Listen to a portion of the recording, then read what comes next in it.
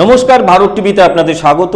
উত্তরের সংবাদ নিয়ে এই মুহূর্তে আমি রয়েছি উৎপল। শুরুতেই যে খবরের দিকে নজর রাখব, এসআইআর নিয়ে রায়গঞ্জের ভোটারদের আস্থা ফেরাতে আজ রায়গঞ্জ পৌরসভার 22 নম্বর ওয়ার্ডে পদযাত্রা করলেন রায়গঞ্জের বিধায়ক কৃষ্ণ কল্যাণী।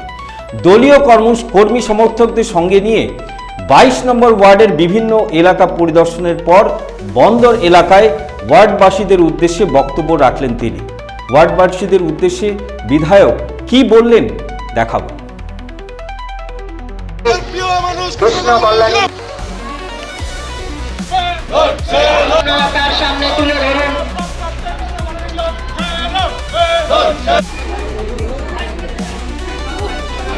শঙ্কর রায় চৌধুরী উপস্থিত আছেন।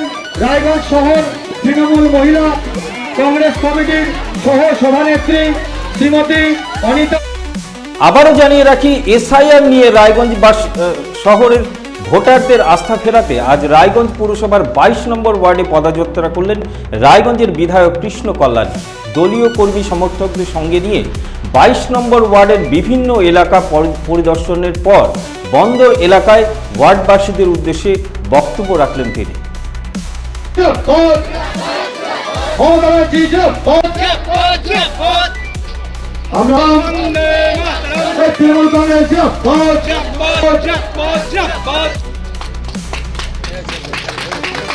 এবং রায়গঞ্জের হবে এবং বিজেপি যাতে কোনো মতেই গাছ ফোটাতে না পারে পশ্চিমবাংলার বুকে লাইনে দাঁড় করালো কোন বড় লোকটা কোন কোটিপতি।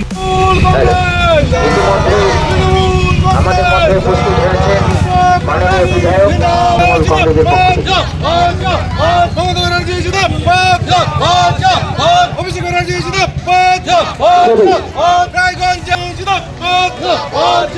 মাননীয় শ্রী কৃষ্ণ কল্যাণী মহাশয় রায়গঞ্জের রাজপথে বাংলার ভোটে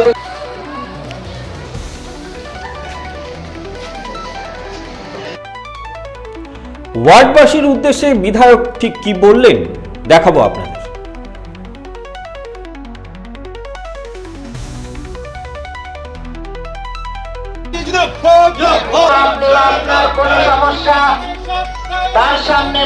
করেনি আর টোটালি এই সরকার ফেলিওর সরকার। মঞ্চে উপস্থিত রয়েছেন আমাদের শহর তৃণমূল কংগ্রেসের সম্মানীয় আর আপনারা যারা এলাকা নিবাসী রয়েছেন, আমার হৃদয়ের অন্তরস্থল থেকে আপনাদেরকে নমস্কার, প্রণাম, সেলাম সহিত অনেক অনেক অভিনন্দন জ্ঞাপন করছি। আজকে আপনাকে এসআইআর এ ইনকোয়ারিতে নাম পড়েনি, হয়তো সরাসরি আপনাদের নাম ভোটার তালিকায় তালিকাভুক্ত হয়েছে, কিন্তু বিডিও অফিসে গিয়ে যাদের ইনকোয়ারিতে নাম পড়েছে তারা এসেছেন, যোগাযোগ করেছেন।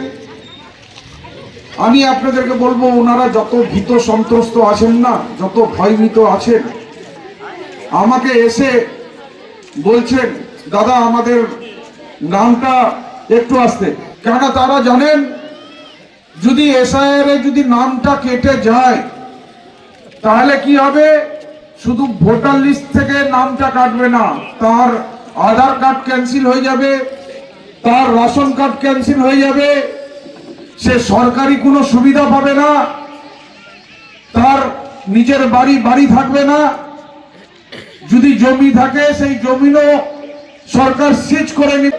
বিএলওর মাধ্যমে আপনারা সেই ফর্মটা জমা দিয়েছে।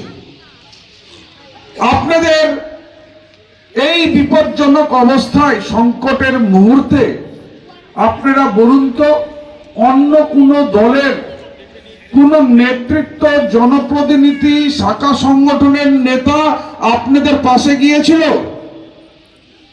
আপনাদেরকে বলেছিল যে আপনারা সুরক্ষিত আছেন কিনা? যে ফর্মটা আপনারা দিয়েছেন ওটা শুধু একটা বিবরণ, আগামী দিনে ট্রাই করবে যে আপনাদের অধিকার কত সুরক্ষিত আছে, আপনাদের অস্তিত্ব কতখানি সুরক্ষিত আছে। যদি বেড লাগে আপনারা জানাচ্ছেন মিঠুনকে, তপন কাকুকে, আর তপন কাকু কাকে জানাচ্ছে? বিধায়ক হিসাবে আমাকে, আমি ব্যবস্থা করে দিচ্ছি। লোকসভা নির্বাচনে আপনি কিসের আধারে নির্বাচনে আপনারা ভোট দেন যে কে আপনাদের আপদে বিপদে থাকবে, কে আপনাদের এলাকা উন্নয়ন করতে পারবে, তার বিচারে আপনারা ভোট দেন। ঠিক আছে, তো তার বিচারে ভোট দিচ্ছেন। তারপর বিধানসভা কি হচ্ছে, যে আমার এই বিধানসভায় যেটা 5টি অঞ্চল আছে, কমলাবাড়ি 1, 2, মারাইকুড়া, বাহিন, গৌরী আর রায়গঞ্জ মিউনিসিপ্যালিটি, এটা নিয়ে বিধানসভা। এখানে বিধানসভায় আপনারা কি নিরিখে ভোট দেন? আপনারা দেখেন যে এই এলাকাটা উন্নয়ন কে করতে পারবে, সেই নিরিখে ভোট দেন। তারপর চলে আসছি লোকসভা। এই লোকসভা 60টি বিধানসভা নিয়ে একটি লোকসভা, তার মধ্যে কালিয়াগঞ্জ, রায়গঞ্জ, করণদিঘি, ইসলামপুর, গোয়ালপুকুর, চাকুলিয়া আর হেমতাবাদ, এই 7টি বিধানসভা নিয়ে লোকসভা। তো এই 7টি বিধানসভার সার্বিক উন্নয়ন হয়, তার নিরিখে ভোট দেওয়া হয়। আপনারা বলেন তো, লোকসভার ভোট দেশের ভোট, আর বিধানসভার ভোট রাজ্যের ভোট, প্রত্যেকটা ভোট কিন্তু ডেভেলপমেন্টের ভোট, এই কথাটা মাথায় রাখবেন।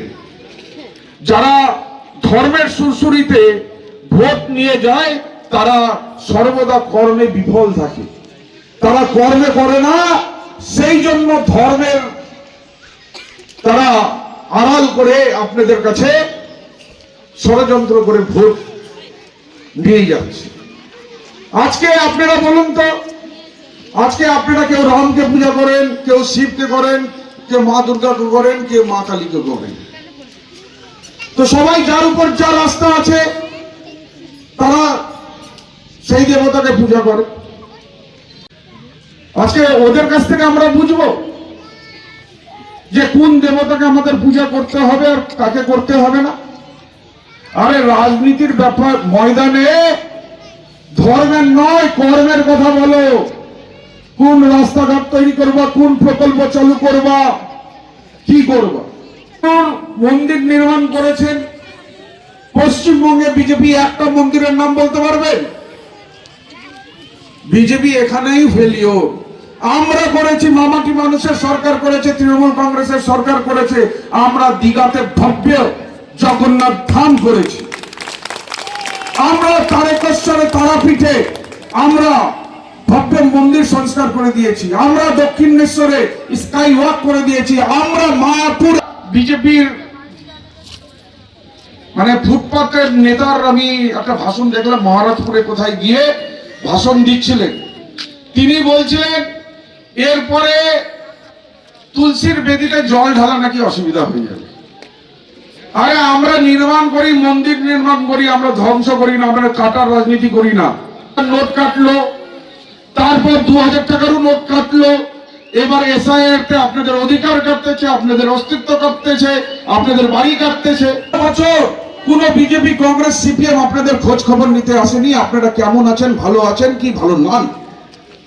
এখন আজকে ভাবেন না আপনাদের এখানে শ্মশান সংলগ্ন যে হঠাৎ কলোনি আছে, এখানকার অনেক বাসিন্দা রয়েছেন, পুরানো বাসিন্দা, যারা ভাবেন এখানে এসেছেন, তাদের রেশন কার্ড আছে, আধার কার্ড আছে, ভোটার কার্ড আছে, হয়তো পেয়ে যাবেন, প্রসেস আছে, ওনার কাছে কাগজ নেই।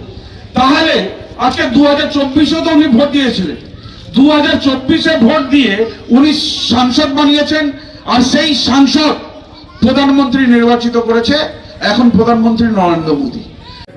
আগামী দিনে হিটলার তন্ত্র উনি কায়েম করতে চাইছেন ভারতবর্ষের মধ্যে। আপনাদেরকে জানতে হবে। আজকে উনি বলেছেন পশ্চিমবঙ্গে নাকি ঘুষপেটিয়া আছে, রোহিঙ্গারা এখানে বসবাস করছে। তাহলে আমি আপনাদের পরিসংখ্যা বলে দিই, টোটাল আমার বিধানসভায় 19,000 ভোটারদের নাম বাদ গেল, মানে স্কুটনীতি আছে, বাদ গেছে। তার মধ্যে 1700 হচ্ছে মুসলিম, যাদের ডেড ভোটার আছে আর শিফটেড ভোটার আছে, আর 17,000 হচ্ছে হিন্দু। আজকে এই যে এসআইআর এর আড়ালে তারা আসলে সিএ লাগু করতে চাইছে আর এনআরসি লাগু করতে চাইছে। আর এই সিএ তারা আসামেও চালু করেছিল। তো আসামে যারা সিএ ফর্ম ফিল আপ করেছিল তার মধ্যে আজকে 19 লক্ষ লোক ডিটেনশন ক্যাম্পে আছে, তাদের বাড়ি থাকলেও বাড়ি হারা, আজকে শরণার্থীর মতো জীবনযাপন তারা ব্যতীত করছে। আর এই 19 লক্ষের মধ্যে কিন্তু এই সুরক্ষিত। আজকে এই হঠাৎ কলোনিতে সংখ্যায় বেশি কারা? ইতিমধ্যে আমাদের মধ্যে উপস্থিত হয়েছেন মাননীয় বিধায়ক তৃণমূল কংগ্রেসের পক্ষ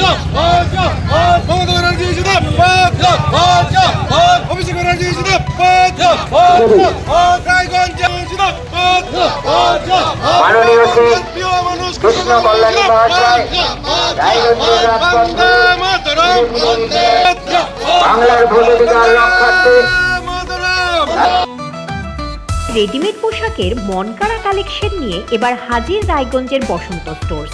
একই ছাদের নিচে পেয়ে যাবেন লেহেঙ্গা, চুড়িদার, শাড়ি, ব্লেজার সহ ছোট বড় সবার মনের মতো পোশাক। তাই আর দেরি নয়, আজই আসুন বসন্ত স্টোর্সে।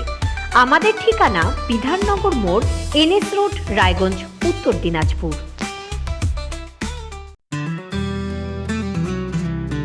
গ্রসারি থেকে কসমেটিক্স,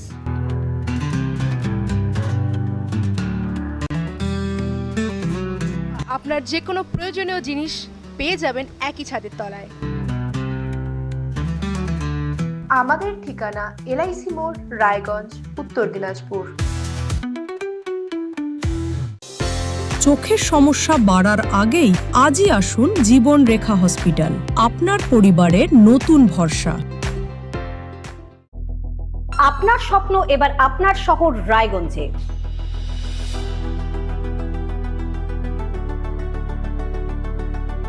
এবারে শক্তিশালী পালসার N160 আপনাদের স্বপ্ন পূরণের জন্য প্রস্তুত।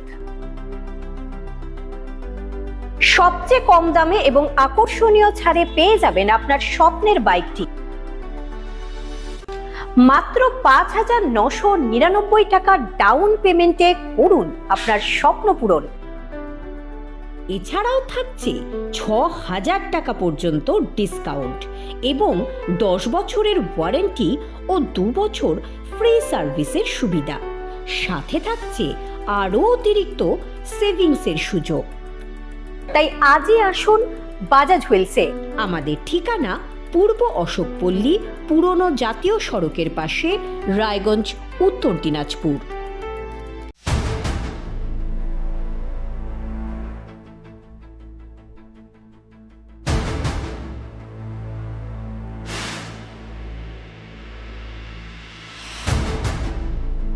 এখন আর চার দেওয়ালের ভেতরে নয়, এবার সরাসরি আপনার মুখোমুখি।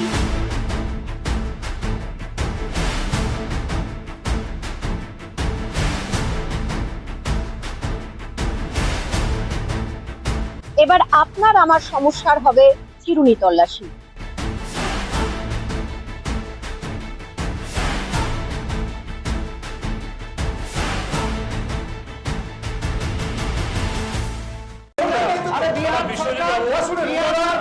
রায়গঞ্জের উন্নয়নে কি এক হবে শাসক বিরোধী?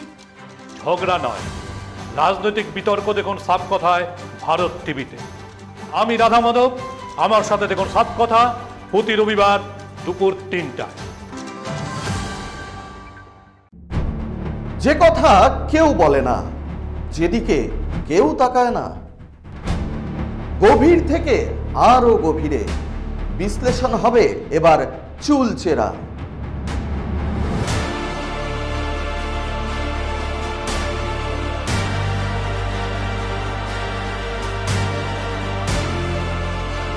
কারোর দাবেদারি নয়। আমি সত্যান্বেষী, আমার সঙ্গে থাকুন প্রতিদিন রাত 8টায় শুধুমাত্র ভারত টিভিতে।